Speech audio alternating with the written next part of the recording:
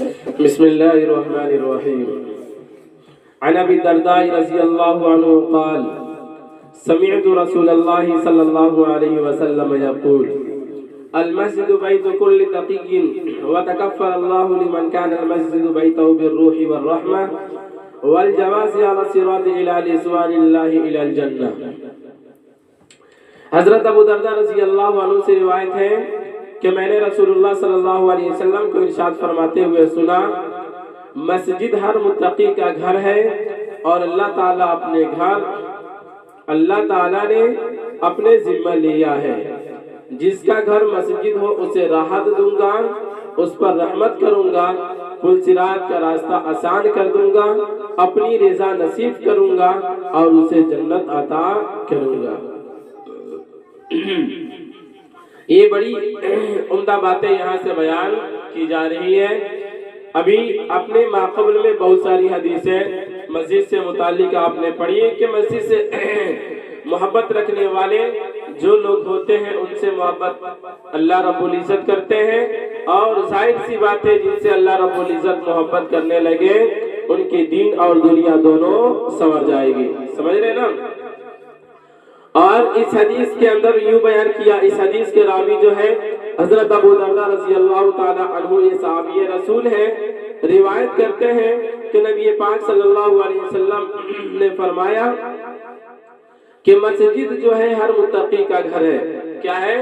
ہر متقی کا گھر ہے. شرابیوں کا گھر مسجد نہیں ہوتا ہے.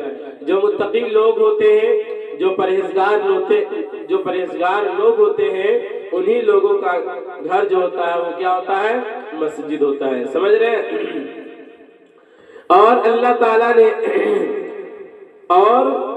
تعالیٰ نے اپنے ذمہ لیا ہے کہ جس کا گھر مسجد ہو اسے راحت دوں گا. کیا کروں گا؟ یعنی کہ جس متقی لوگوں کا گھر جو ہوتا ہے وہ کیا ہوتا ہے؟ مسجد ہوتا ہے. اور اللہ تبارک و تعالیٰ نے اپنے ذمہ یہ چیزیں لے لی ہے کہ جس کا گھر مسجد ہوگا میں اسے کیا کروں گا؟ راحت دوں گا اور اس پر رحمت کروں گا. یعنی اس کے اوپر جو بھی وبا ہے، بلا ہے، مصیبتیں ہیں، اللہ رب العزت اپنے فضل و کرم سے کیا کر دیں گے؟ اسے ٹال دیں گے اور اسے اپنے سائے عاطفت میں ڈھانپ لیں گے. تو اس پر رحمت کروں گا، پل صراط کا راستہ آسان کر دوں گا. کیا ہے بھائی؟ پل صراط کا راستہ آسان کر دوں گا. یعنی کہ یہ وہ نقشہ ہے جس کے سامنے سے، یعنی کہ جہاں سے ہر ایک انسان کو گزرنا ہے، اور جس کا نام اعمال صحیح ہوگا وہی پل صراط کا راستہ طے کر پائے گا، اور جس کا صحیح نہیں ہوگا وہ پل صراط کا راستہ نہیں طے کر پائے گا. اور جو نہیں طے کر پایا تو سمجھیے کہ اس کے لیے ہلاکت ہی ہلاکت ہے، اس کی بربادی ہی بربادی ہے. سمجھ رہے نا؟ لیکن اللہ رب العزت نے کیا کہا یہاں پہ؟ کہ اللہ نے کہا کہ جس بندے کا گھر اگر مسجد ہو، یعنی کہ جو اپنا گھر مسجد بنا لے، تو پل صراط کا راستہ کیا کر دوں گا؟ اس کے لیے آسان کر دوں گا.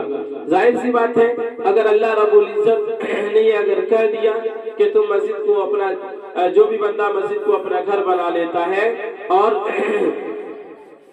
ان بندوں کے لیے اللہ رب العزت کی طرف سے انعام یہی ہوتا ہے کہ اسے اپنی رحمتیں آغوش میں ڈھانپ لیتے ہیں، پھر اس کے اوپر کیا کر لیتے ہیں؟ پل صراط کا راستہ جو ہوتا ہے کل قیامت کے دن جب اس سے گزرنے کی باری آئے گی تو اللہ رب العزت کیا کر دیں گے؟ آسان کر دیں گے. آخر میں یوں بیان کیا کہ اپنی رضا نصیب کروں گا اور اسے جنت عطا کروں گا. سمجھ رہے نا؟ یعنی کہ اللہ رب العزت اپنی رضا نصیب فرمائیں گے اور اس بندے کو کیا کریں گے؟ جنت عطا کریں گے. سمجھ رہے نا؟ ایک جنت ایسی چیز ہے، ایسی جگہ ہے وہ جہاں جانے کے بعد انسان دنیا کی ہر چیز، یہ جو آپ دیکھتے ہیں یہ دنیا کی رنگینیوں میں پڑ جاتا ہے آدمی. یہ دنیا کی رنگینی چیزیں جو دیکھتا ہے تو اس کو اندر کیا ہو جاتا ہے؟ ڈوب جاتا ہے. لیکن اللہ رب العزت نے جنت کو اس طرح سے سنوارا ہے اور اس کے اندر آپ کے لیے اتنے انعامات رکھے ہیں کہ اگر اس کا بیان کیا جائے نا تو وقت کم پڑ جائے گا. اتنی چیزیں बयान बनाकर मोमिन बंदों के लिए अल्लाह रब्बुल इज्जत ने तैयार करके रखा है जन्नत के अंदर, समझ रहे ना। तो और ये जो जिंदगी है, ये दुनिया जो है, ये हमेशा के लिए नहीं है। ये क्या है भाई, एक समझिए कि एक इम्तिहान गाह है। यहाँ पे हमें उस तरह से रहना चाहिए जिस तरीके से एक मुसाफिर जब अपनी सफर तय करता है तो उसे किसी भी चीज की ख्वाहिश लालच तमा नहीं होती है, हिर्स नहीं होता है। वैसे ही हमें इस दुनिया के अंदर भी अपनी राह गुजार करना चाहिए, समझ रहे ना। अगली हदीस बयान करते हैं, अन मुआज़ बिन जबल रज़ियल्लाहु अन्हु अन्ना नबी अल्लाह सल्लल्लाहु अलैहि वसल्लम क़ाल इन्न शैतान अज़ीबुल इंसान कज़ीबिल गनम याख़ुज़ु शातुल क़ासिया वन नाहिया फ़इय्याकुम वश्शियाब व अलैकुम बिल जमाअति वल आम्मति वल मस्जिद। हजरत मुआज़ बिन जबल रज़ियल्लाहु अन्हु से रिवायत है कि रसूलुल्लाह सल्लल्लाहु अलैहि वसल्लम ने इरशाद फरमाया, शैतान इंसान का भेड़िया है, बकरियों के भेड़िए की तरह कि वो हर ऐसी बकरी को पकड़ लेता है जो रेवड़ से दूर हो, अलग थलग हो। इसलिए घाटियों में इलादा ठहरने से बचो, इज्तिमाइयत को, आम लोगों में रहने को और मस्जिद को लाजिम पकड़ो। यहाँ पे यूं बयान किया गया, एक चीज यहाँ पर एक बयान की गई कि इस हदीस के रावी जो है हजरत मुआज़ इब्न जबल रज़ियल्लाहु ताला अन्हु है, समझ रहे ना। बयान करते हैं कि नबी पाक सल्लल्लाहु अलैहि वसल्लम का इरशाद नकल करते हैं कि शैतान के, आप सल्लल्लाहु अलैहि वसल्लम ने फरमाया कि शैतान जो होता है वो इंसान का भेड़िया है, समझ रहे ना। तो कैसे भेड़िया है, तो उस चीज को यहाँ पे समझाया गया। भेड़ियों के भेड़िए की तरह के वो हर ऐसी भेड़िए बकरी को पकड़ लेता है जो रेवड़ से दूर हो। देखते हैं ना कि जब भेड़िया बकरी जब अपने रेवड़ से दूर होती है तो भेड़िया उसको क्या कर लेता है, पकड़ लेता है और उसको चीड़ फाड़ कर खा जाता है कि नहीं। लेकिन बकरियों का जहाँ पर भीड़ है, मजमा है, रेवड़ का नीचे जिसे कहा जाता है उर्दू में रेवड़, तो उन जगहों पे भेड़िया जाने से भी क्या करता है, डरता है, समझ रहे ना। उन जगहों पे भेड़िया नहीं पहुंच पाता। तो उसे ही बयान किया कि इंसान भी जो है, इंसान का दुश्मन जो है वो क्या है, इंसान शैतान है, वो उस भेड़िए के मानिंद है।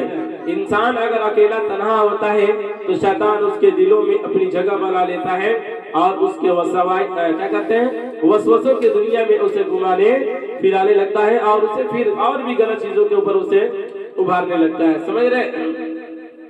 इसलिए आप सल्लल्लाहु अलैहि वसल्लम ने फरमाया कि घाटियों में इलादा ठहरने से बचो। घाटियों मतलब यानी कि तन्हा जगहों पे, समझ रहे ना, नहीं रहना चाहिए। इज्तिमाइयत को, आम लोगों में रहने को और मस्जिद को लाजिम पकड़ लो, समझ रहे ना। यानी कि आप लोगों के बीच में रहिए और जमा होकर रहिए, अकेला मत रहिए, समझ रहे ना। अकेला रहेंगे तो फिर क्या होगा, आप खाली बैठेंगे, और जब खाली बैठेंगे तो वो शैतान अपना छलवा दिखाना शुरू कर। आयत को और आम लोगों में रहने को और मस्जिद को क्या कर लो, लाजिम पकड़ लो। इससे क्या होगा कि तुम शैतान के वसवसों से और शैतान के जाल से तुम क्या हो जाओगे, बच जाओगे।